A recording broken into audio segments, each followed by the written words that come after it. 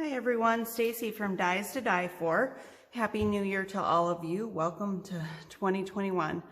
We are getting ready to start our weekly card series, but I wanted to do my first video on some card basics because you need to start with the basics and have a foundation before you can expand. So, excuse my curly mat here. I forgot my good one at home and this was sitting on its side, so just ignore that. First, I want to go over a few tools. Everybody asks me all the time, if I were to get into card making, what would I need? Or if I were to get into scrapbooking, what would I need? So I just want to show you a few things that I use. First, a few of you have asked me about my white mat here. This is what I use. It's a protected mat. I put that down first, and then I put my mat that I work on it just to protect my whole table. And I kind of like to, I don't know, just me, I like to have the edges here so I can line my stuff up and it stays in a line. It's just a weird thing that I have. Then I put a mat on top of that to work on, and I use this one that I usually use is a basic gray, but there's mats in all different sizes. You can use a glass mat, anything, whatever you're comfortable with. That's just one of my tools that I would have in a kit if I were to make a kit for somebody card making. Another one is, this is a must-have, I think, a pair of micro tip scissors. Doesn't matter what brand, again, whatever you're comfortable with. I'm not here to advocate for any of these brands. I'm just showing you what we have in our store or what I pulled out of our store so I could show you the basic tools. Although this is my favorite, just saying. And then a reverse action set of tweezers. If you've watched my videos before, then you know I can hardly find mine. So this set I'm gonna open and keep for myself. But the reverse action tweezers, like that, if you push them, they open up. If you let go, then they grab on. Just like that.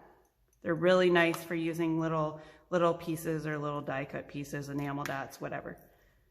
So the scissors, those, if you're going to be doing any ink blending or using ink pads or chalks or anything, first of all, you need your ink pads. Second, you need some kind of blending tool. I'm partial to the blending brushes, but I do kind of like these too. I don't remember if I've ever showed these in one of my videos, but these are little sponges from Heartfelt Creations, and you just kind of go like that. They're a lot of fun. And we have many different kinds of sponges on our website and in our warehouse. Or a stenciling kind of brush if you're doing more, you want it to look more stenciling. Or more, yeah, you know what I mean. Okay, then you need some type of adhesive. Let me move these out of the way. I'm not even to that part yet. There's glues. You can use tape runners, glue sticks, or I call these photo squares. A lot of people call them photo splits. I use these not so much on my card making. I use these more in my scrapbooking. And lately I've just been using the art glitter glue. I did really like the fine tip glue, but they have discontinued that on me. So I like the art glitter glue too, but I use mine with the micro tip, if you guys can see that. I just put it on there and it gives me that little fine tip for going around words. And then another must-have in my craft kit are foam dots, dimensionals, pop dots, whatever you want to call them. There's all different, like these are 1/2 inch. These are 1/8 inch. There's different sizes in all of them. There's different colors. If you can see, those are black, those are white. And if I don't have, say I'm using a purple flower and my white dot shows up on the edges, I just take a purple marker and I color the edge of the foam. Works great. There's also foam rolls where you can cut your own size of foam that you need. I like those too. Want to Scrap has the best foam tape rolls, I think. Okay, we went over that. Then you also need a paper, some kind of paper trimmer, paper cutter. When I first started scrapbooking, I was very stubborn, and I'm Dutch, so I do not like to spend money, and I refuse to get a paper trimmer. I cut everything by hand and trying to get everything straight. My stepmom, who knows me so well, finally got me a paper trimmer for Christmas one year, and I don't know how I lived without it. I love paper trimmers. Paper trimmers, you can get them in all different sizes. This one is a rotary trimmer, which means the blade goes up and down. You can get the guillotine style where you have the blade that you pull down. This one is just what I had here. This is one of our older Fiskars ones, but it's still one of my favorite paper trimmers. And I have Fiskars in several sizes. That was actually, Fiskars was the first paper trimmer that my stepmom got me. Then, let me show you a few things about, oh, you're gonna wanna set up pens too. Some kind of fine tip pen, so if you wanna write on your card. I use these, what are these? Micron, they're all different sizes. This is 1 and 3, if you can see the difference in the size of the tips. And I do use also, I like having the option of different sizes when you're using pens. There's also all different markers out there if you want to get into coloring. I'm not quite into coloring yet, and that won't open. This has 2 tips on it, so if you want to put dots on your card or something, you can too. But those really are not in my must-have.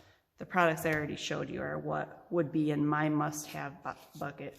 Oh, these metal cutting dies would also be in my must-have bucket because, you know, we're a die company, and I love my dies. With that comes the die machines and everything, but we're not getting into that right now.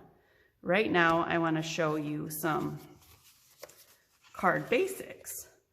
So there's the A2 size is the basic card size that people in the US use.